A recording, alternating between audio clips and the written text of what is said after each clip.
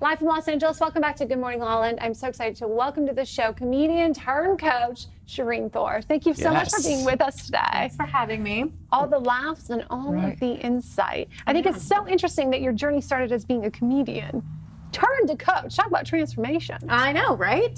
So confusing. Tell us about that journey.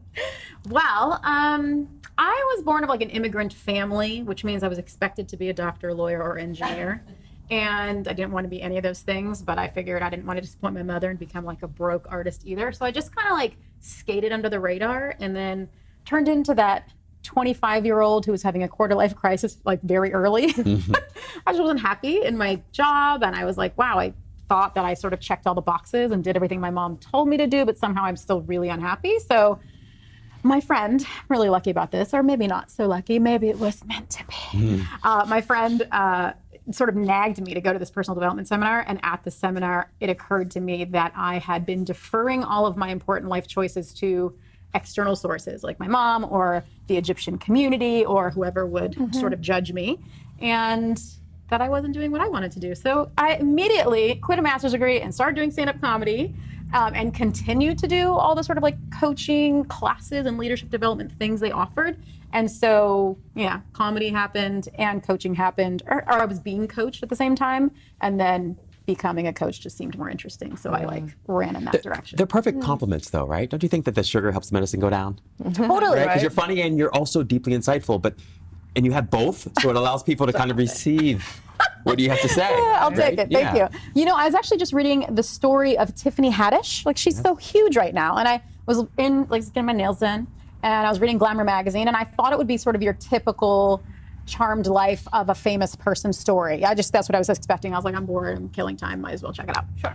Turns out she has a really, like, gnarly upbringing, like, born of like, you know, her mom and a Jewish dad in LA, ended up going into the foster care system at the age of 8.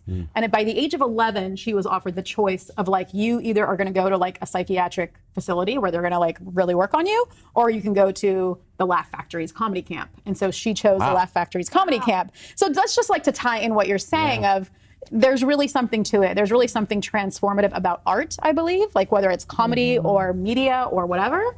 From what I know about all the geeky stuff that I've learned in neurolinguistic programming, art sort of bypasses the conscious mind and goes like directly into the unconscious mind. So when you're watching a movie, you sort of place yourself on the main character and you actually, your subconscious mind is like really experiencing everything as if it's real because the unconscious mind doesn't really know the difference.